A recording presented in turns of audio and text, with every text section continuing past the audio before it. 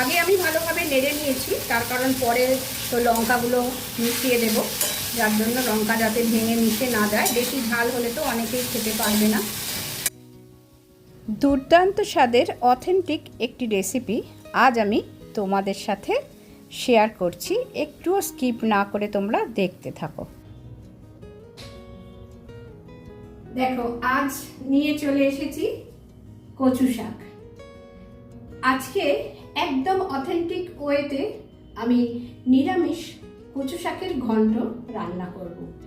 যেভাবে আমার মা করতো, যেভাবে দিদিমা করতো, আমার ঠাকুমা জেঠিমারাও করেছে, আমি ঠিক সেই অথেন্টিক ওয়েতে একদম সেরকমভাবেই তাদের মতো করে আজকে এই কচু শাকের নিরামিষ ঘন্ট রান্না করব। অনেক রকমভাবে আজকাল রান্না হয়েছে। মাছের মাথা দিয়ে তো হয়েইছে, মাছের মাথা দিয়ে অনেকদিন আগেই হয়েছে, আমাদের ছোটবেলাতেই হয়েছে ইলিশ মাছের মাথা দিয়ে। আজকাল অনেকে আবার দেখেছি পোনা মাছের মাথা দিয়েও করছে। কিন্তু আমি আজকে একদম নিরামিষ করব, যেভাবে আমাদের ছোটবেলায় আমরা খেয়েছি। এই যে কচু শাক, আজকাল বাজারে কিন্তু এরকম কেটেই কচু শাক বিক্রি হয়, ছাড়ানো কাটা বিক্রি হয়।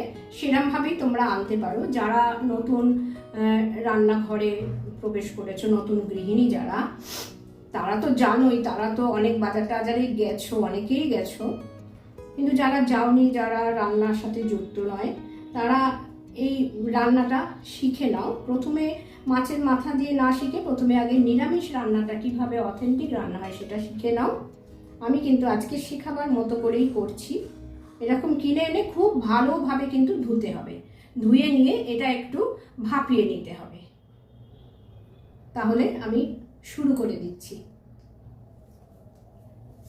তোমরা দেখো, অত্যন্ত নিখুঁতভাবে আমি সমস্ত কচু শাক ডাঁটাগুলো ধুয়ে নেব। আমার ইউটিউব পরিবারের সমস্ত প্রিয় বন্ধুদের আন্তরিক শুভেচ্ছা জানিয়ে আজকের ভিডিওটা শুরু করেছি। আশা করি তোমরা ভালো আছো, সুস্থ আছো। কুমকুমের রান্নায় তাহলে আজ দেখছো কচু শাকের নিরামিষ ঘন্ট। আমি এই রান্না করতে করতে, রান্নার সব জোগাড় করতে করতে এই যে ছোট ছোট টিপসগুলো দিই, এগুলো কিন্তু তোমরা মনে রেখে দেবে। এগুলো কিন্তু এক একটা টিপস, এগুলো কিন্তু যারা নতুন গৃহিণী তাদের কিন্তু কাজের খুব সুবিধা হয়। এইগুলো এবার প্রেশার কুকারে দিচ্ছি। আগে এই বড় টুকরোগুলো দিয়ে নিচ্ছি, আরও ছোট ছোট টুকরো আছে, এই যে সরু সরু আছে, এইগুলো আমি ওপর থেকে দেব। এইটা আমি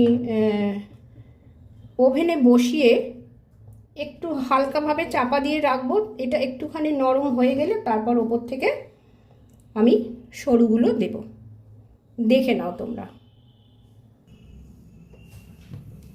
সামান্য একটু জল দিচ্ছি, সামান্য জল এই জন্য, এখান থেকে প্রচুর জল বেরোবে। আর ওপরে একটু লবণ দিয়ে দিচ্ছি। লবণটা দিলে খুব তাড়াতাড়ি এটা তৈরি হয়ে যাবে। এবার একটু সাধারণভাবে চাপা দিয়ে রেখে দেবো, পুরো কভারটা করব না।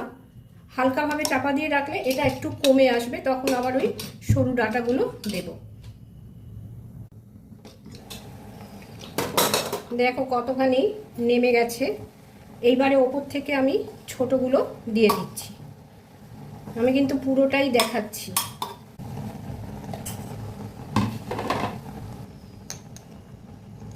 এটারও আবার ওপর থেকে একটু লবণ দিয়ে দিলাম।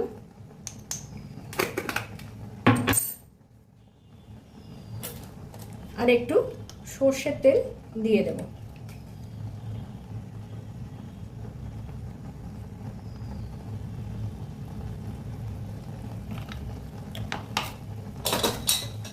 একটু চাপা থাক, একটু নিচে নামলে আমি তখন ঢাকাটা পুরোটা দেব।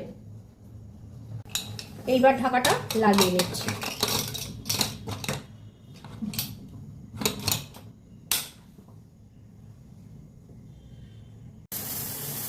এই যে অল্প অল্প একটু আওয়াজ হচ্ছে, এই সময় কিন্তু প্রেসার কুকারটা অফ করে আমি গ্যাসের ফ্লেমটা অফ করে দিচ্ছি।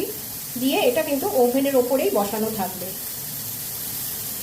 এর ভিতরেই কিন্তু কচু শাকটা নরম হয়ে যাবে। এটা স্টিমটা যখন আপনা আপনি বেরিয়ে যাবে আমি তখন এটাকে বার করব।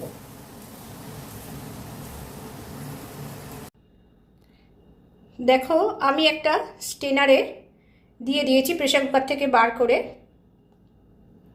এবারে জলটা তুমি যতটা ঝরিয়ে নেবে, জলটা যতটা রিডিউস হবে তোমার কিন্তু রান্নাটা ততটা তাড়াতাড়ি হয়ে যাবে।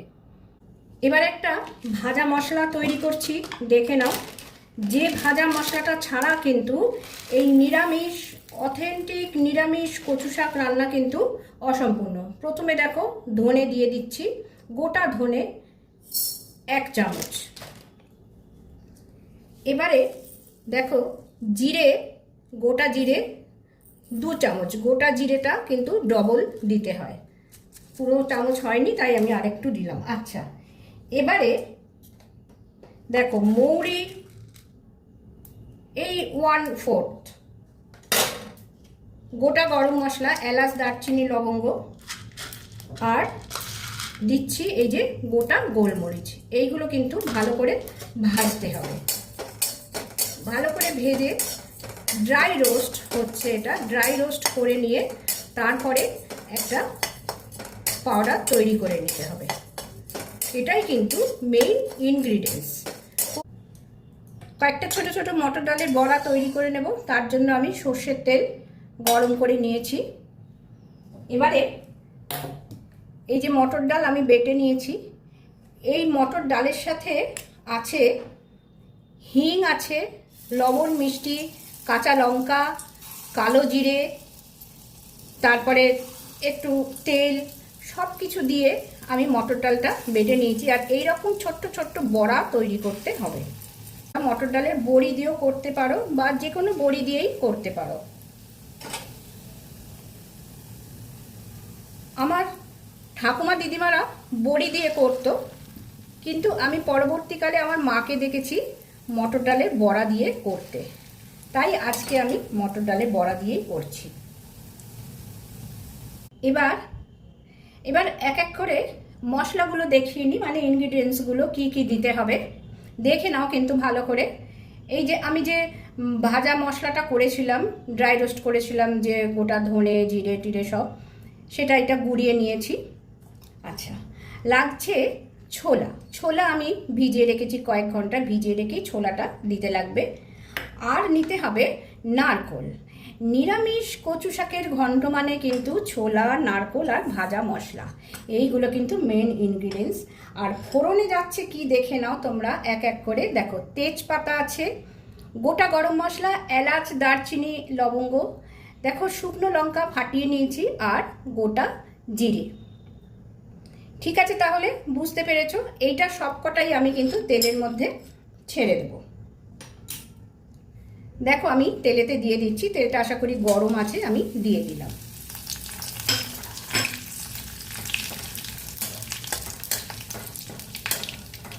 ভালো করে কিন্তু তোমরা নোটিস করো আমি কিভাবে কি করছি। এইভাবেই কিন্তু আগেকার দিনে এই কচু শাক ঘন্ট রেসিপি হতো।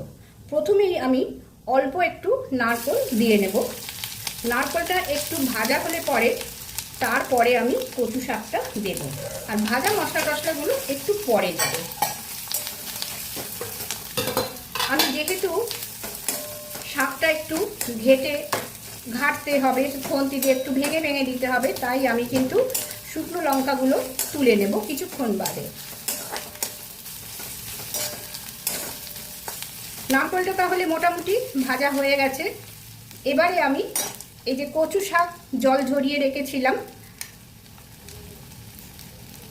সেই কচু শাকটা আমি দিয়ে দিচ্ছি।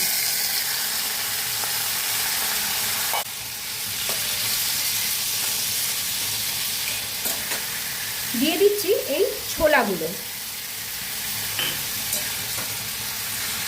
একটু হলুদ কিন্তু অতি অবশ্যই দিতে হবে।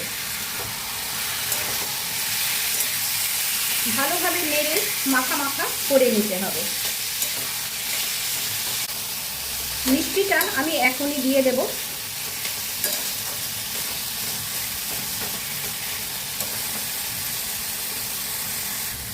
যেহেতু লবণ দিয়ে সিদ্ধ করা, তাই আমি আপাতত অল্প একটু লবণ দিচ্ছি।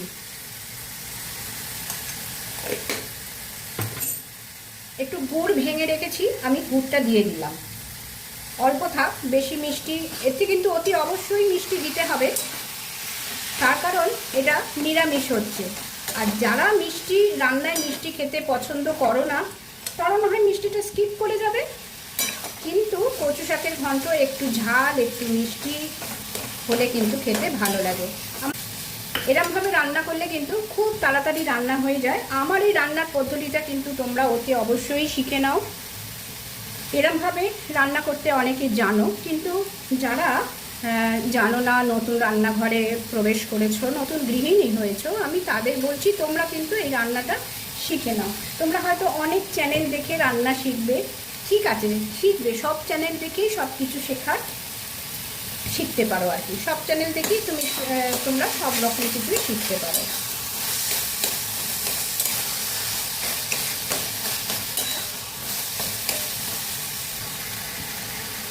সবথেকে সুন্দর রান্না করতো আমার দিদিমা এই কচু শাকের ঘন্ট।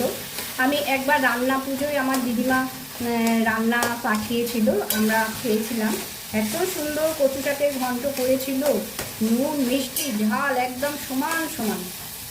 অতটা পারদর্শী আমরা নই, কিন্তু আমরা চেষ্টা করি, আমাদের এই জেনারেশন আমরা চেষ্টা করি মা দিদিমা ঠাকুমার মতন করে রাঁধতে।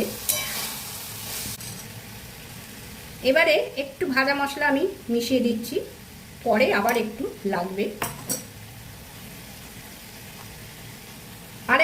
আর একটু নারকেলও আমি দিয়ে দিলাম।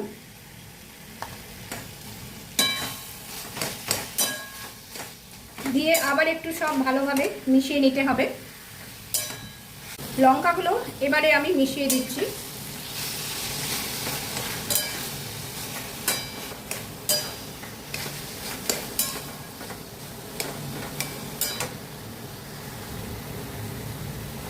কয়েকটা মটর ডালের বড়া মিশিয়ে দেব, আবার নামানোর সময় দেব।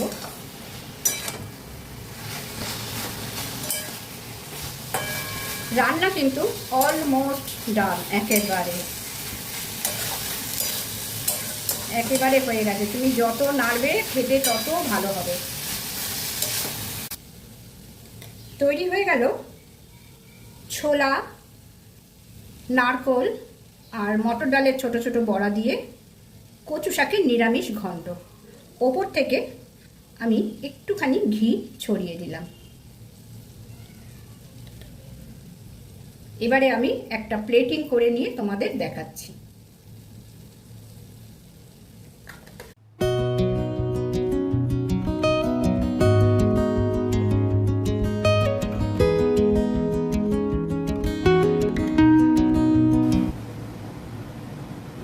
দেখো কত সুন্দর এই রকম নিরামিষ কচু শাকের রান্না আমরা যে কবে ছোটবেলায় খেয়েছি, এর থেকে সুন্দর রান্না হতো তখন। কত আনন্দ করে খেতাম। এখন তো দেখলে কত অল্প রান্না করেছি, তখন এক কড়া রান্না হতো, সবাই বেশ অনেকখানি করে খাওয়া হতো, ভীষণ ভালো লাগতো শুকনো ভাত দিয়ে। এটা একমাত্র শুকনো ভাত দিয়েই খেতে বেশি ভালো লাগবে, মানে গরম শুকনো সাদা ভাত দিয়েই খেতে বেশি ভালো লাগবে। তাহলে আজকের রান্নাটি যদি তোমাদের পছন্দ হয়, আমার মা দিদিমা ঠাকুমার হাতের মতন করে আজকে এই রান্নাটা যদি ভালো লাগে, তাহলে একটা লাইক আর শেয়ার করে দেওয়ার অনুরোধ করলাম। তাহলে আজকের ভিডিওটা এই পর্যন্তই। সবাই ভালো থেকো, সুস্থ থেকো, আনন্দে থেকো। ধন্যবাদ।